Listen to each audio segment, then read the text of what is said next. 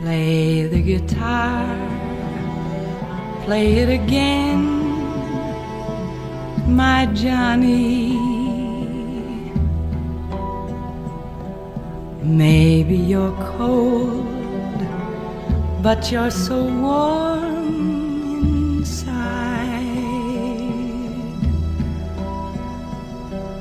I was always a fool. Buenas noches y bienvenidos todos a la hora de los clásicos. La cita que tenemos todos los lunes a las 22 horas aquí en Carballiño Televisión. Y hoy vamos a cambiar totalmente de género. Pasamos de la comedia romántica al melodrama de época. La semana pasada vimos Sabrina, hoy vamos a presenciar La Dama de las Camelias. La Dama de las Camelias es una película rodada en el año 1936 por George Cukor y está basada en una novela escrita por Alejandro Dumas hijo. No confundir a Alejandro Dumas padre con Alejandro Dumas hijo. A la pluma de Alejandro Dumas padre debemos novelas inmortales como Los Tres Mosqueteros o El Conde de Montecristo. Por el contrario, Alejandro Dumas hijo, hijo del anterior, salió más romántico y más dramático, y a él debemos La Dama de las Camelias. Esta novela está considerada como una novela realista, como una de las primeras novelas realistas que se escribió en el siglo XIX y que marcó la transición del romanticismo al realismo. El realismo lo único que pretendía era recoger la realidad social y al mismo tiempo hacer crítica de esa realidad social. Y esto lo vamos a comprobar en la novela que en breve les vamos a emitir, puesto que una historia de amor se va a desarrollar en medio de una sociedad muy concreta a la que Alejandro Dumas critica de forma clara e indudable. La película está dirigida por George Cukor. George Cukor es un director norteamericano que comenzó en el teatro, del teatro pasó a Broadway y de Broadway dio el salto a Hollywood. Lo primero que tienen que tener presente es que nos encontramos en los años 20, principios de los 30, época en la que el cine está creciendo, pero al mismo tiempo se produce el gran punto de inflexión en la industria cinematográfica con la aparición del cine sonoro.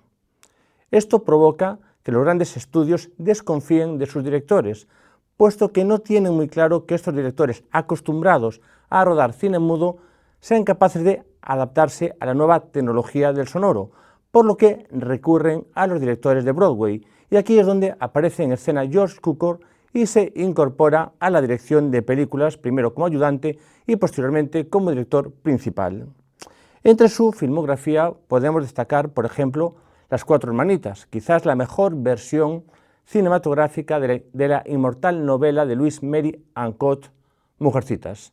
También podemos recordar My Fair Lady, por la que ganó el Oscar al mejor director, o por ejemplo Luz de Gas con la inolvidable Ingrid Bergman. Pero probablemente la película más recordada de George Cukor sea Historias de Filadelfia. ¿Quién de ustedes no ha visto Historias de Filadelfia? ¿Quién no se ha enamorado de Katharine Hepburn viendo Historias de Filadelfia? Fíjense que tengo aquí un programa original de esa película.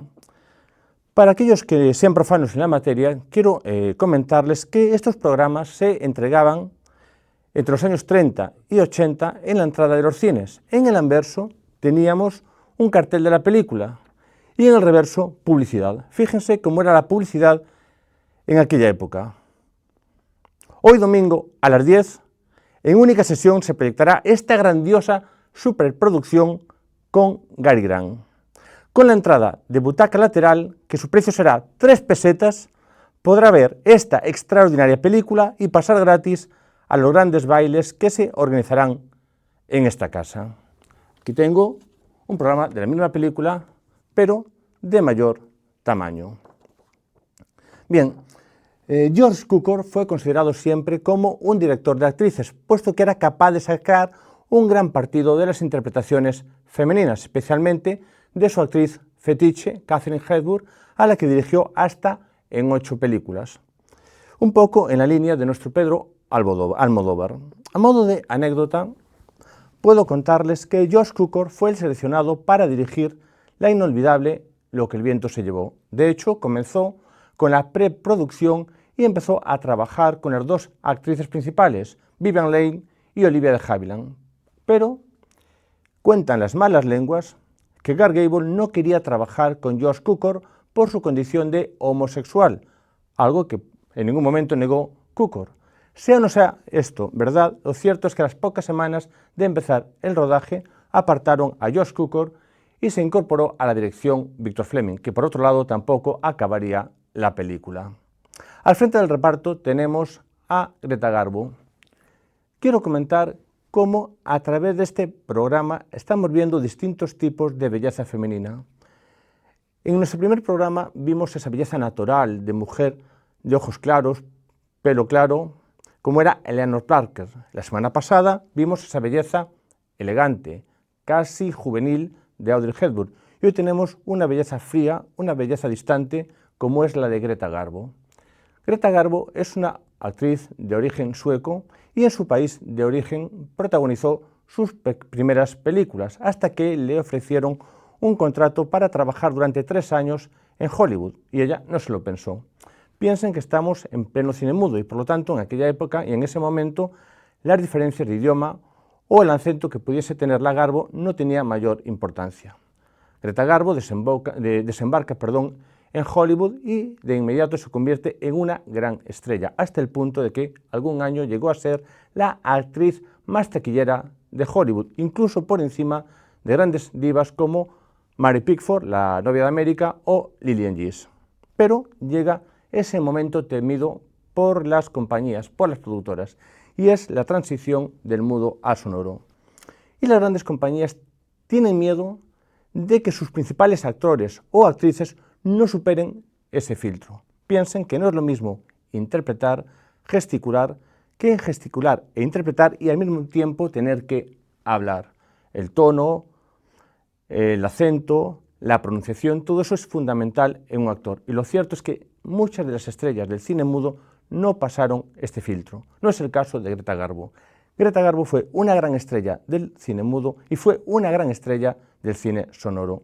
En su filmografía encontramos películas magníficas como por ejemplo Ana Karenina o María Valeska. Aquí tenemos un programa original de la película María Valeska. Sin embargo, en mi opinión, tiene 2 grandes películas y con 2 grandes interpretaciones, La dama de las camelias y sobre todo Ninotchka. Fíjense cómo sería Greta Garbo, que cuando se estrena Ninotchka, la frase publicitaria decía, la Garbo ríe. Y aquí tengo precisamente un programa original de la película Ninotchka. Leo la publicidad. Hoy, 13 de febrero de 1944. Formidable acontecimiento. Ninotchka. Greta Garbo ríe en Ninotchka. ¿Cómo suena la risa de Greta Garbo? Óigala hoy en Ninotchka. Greta Garbo fascinará al mundo con la incomparable sonrisa de Ninotchka. Cuando Greta Garbo estaba en la cúspide de su carrera, desaparece. Abandona la interpretación, abandona el cine, abandona los focos y prefiere llevar una vida absolutamente anónima, un poco en la línea de lo que pasó en España con nuestra queridísima Pepa Flores, Marisol. Y lo cierto es que no hay una explicación oficial que justifique lo que en su momento hizo Greta Garbo. Un biógrafo que la entrevistó 2 años antes de su muerte dice que simplemente Greta Garbo se cansó de actuar, se cansó de la fama y se cansó de Hollywood. A veces nosotros, los cinéfilos, nos quedamos con las sonrisas, con las imágenes, con los efectos especiales y nos olvidamos que detrás de las cámaras hay muchas historias. Recuerden cómo la semana pasada les conté la terrible muerte de William Holden o la prematura muerte de Humphrey Bogart. Y hoy les cuento cómo una actriz fabulosa, una actriz en la cumbre de su carrera, decide dejarlo todo y llevar una vida mucho más anónima. Para dar réplica a Greta Garbo tenemos a uno de los guapos oficiales de Hollywood, a uno de los actores más populares en los años 40 y 50. Me refiero a Robert Redford. Perdón, a Robert Taylor. Robert Taylor es un actor que empezó en el teatro y cuando lo contrata la Metro-Goldwyn-Mayer, lo contrata como actor a prueba. Con tan buena suerte que mientras se rodaba un cortometraje, el actor protagonista elegido enfermó y no pudo protagonizar ese cortometraje, por lo que se acudió al actor en prácticas, que era Robert Taylor, y parece ser que lo hizo francamente bien, hasta el punto de que su siguiente papel ya sería un papel protagonista. La Dama de las Camelias es su tercer papel protagonista. Sin embargo, su momento de mayor gloria lo alcanza protagonizando la película Quo Vadis, junto a Deborah Kerr y Peter Ustinov. Aquí tengo un programa de esa película, más grande que los anteriores. Aquí pueden ver Metro-Goldwyn-Mayer, Robert Taylor, Deborah Kerr, Leo Genn y Peter Ustinov.